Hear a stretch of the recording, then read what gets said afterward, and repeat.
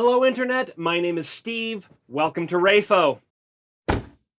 If you saw last week's video, you learned that Brandon Sanderson has written over 45 published works in the past 14 years. Now those 45 books each fall into one of 13 different collections, or different universes. 6 of those are standalone short stories without any connections to any other of Brandon's works. 3 are universes that have only 1 or 2 full-length novels in them. 2, Brandon's Alcatraz books and the Wheel of Time novels, all occur on the same individual planets, but are all self-contained. 1, the Reckoners series and the Planned Apocalypse Guard novels actually does span multiple realities. But the main body of Brandon's work, where the most connections are between books and between stories, is the Cosmere. Now the Cosmere is the collection of books, novels, short stories, and novellas that all happen in the same universe. As you read, you can find connections between these stories and other events that are happening within other books. Now, though all of these stories happen on their own individual planets, all of these planets are contained in one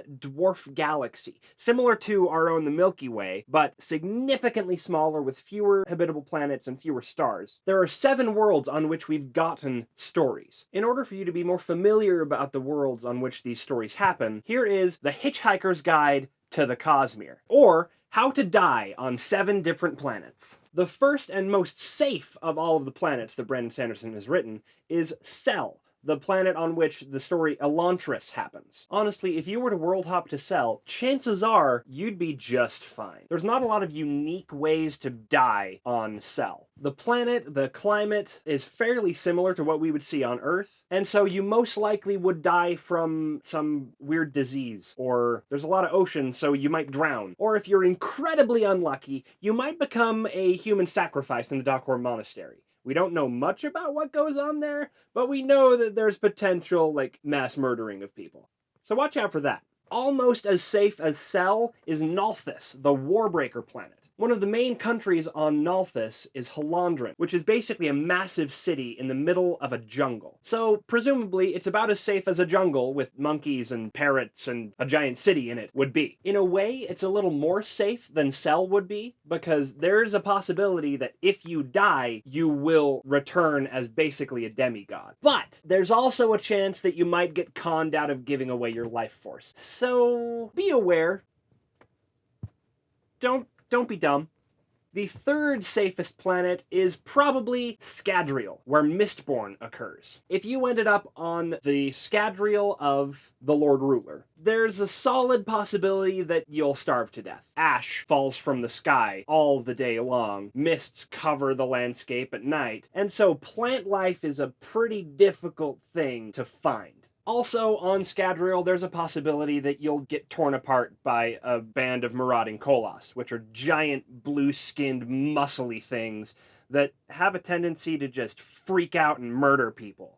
And chances are, if you just randomly show up on Scadrial, there's a solid possibility that you'll be forced into indentured servitude and eventually just die that way. Now we come to the middle planet of the 7 planets that we know, Taldane. If you're on Darkside of Taldane, which is the side of the planet that is facing a white dwarf, so it's basically in perpetual twilight, you'd probably be pretty okay. We haven't really heard of anything particularly dangerous on Darkside. On Dayside, however, which is the side of the planet that's facing the blue-white supergiant, you could die pretty easily. The entire continent on Dayside is just a massive desert. So if you don't know where to find water, you'd go down pretty quick. Also, parts of the continent are covered with deep sand. If you go out onto the deep sand, you will encounter giant sand monsters. Sandlings. Predators who glide effortlessly through sand, fast and near indestructible, living in the deep sand and emerging only to hunt. Big, scary monster jiggers that look like that eat people. If you manage to survive on Taldane, next, you get to go to Roche. Now, Roche is a pretty brutal and unforgiving planet, ruled by massive storms. Basically, the most powerful hurricane that we've ever had here on Earth, times 300 the size of a continent. The entire continent has been scraped down to bare rock by the force of these massive storms. Anything that's not actively secured to the ground is blown away, including dirt, buildings, people. So if you're out in one of those high storms, you're probably hosed. Also, on Roche, there are massive crab or lobster-like creatures that pretty much eat people. If you get caught by a great shell or a chasm fiend, yeah, you're dead. So...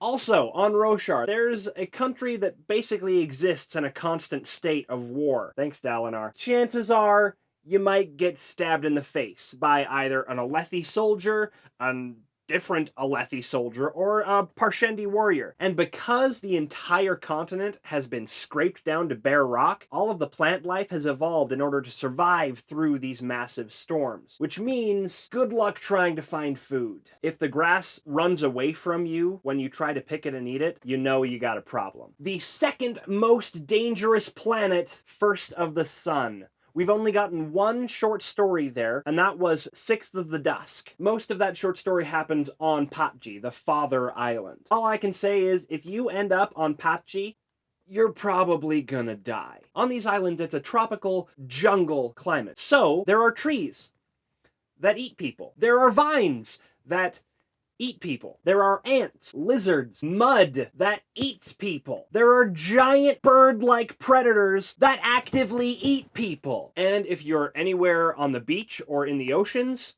yeah, there are massive sea monsters that could swallow entire ships that eat people. The other Pantheon Islands are probably more safe, but trappers train on these other islands, so we know that there's at least some form of carnivorous plant life that happens on them as well. If you're on the mainland on First of the Sun, we haven't heard much about it, but you'd probably be okay. However, the fact that everything on Patji is trying to kill you, I think it qualifies as the second most dangerous planet in the Cosmere. And number one, the most dangerous planet. The one where if you show up on this planet, there is a solid probability that you will die within the first hour. Unless you're incredibly lucky, you're dead. That planet is Threnody, where Shadows for Silence in the Forests of Hell occurs. If there's a planet that has forests called the Forests of Hell, it's gonna be a bad time. Let me paint a picture for you. You somehow end up on Threnody. You're in these forests. It's quiet, peaceful. You're a little hungry. Oh look, there's a tiny little rabbit. I'm gonna get that rabbit to eat some food. You pick up a rock, bean the rabbit in the head, rabbit drops dead. At which point, you notice there are shadows around you that now have glowing red eyes. You get torn to shreds by shades. Okay. Suppose you ate right before you got to Threnody. You don't need to kill that rabbit. It goes on its merry way. However, it's a little bit cold. So what do? You gather some sticks,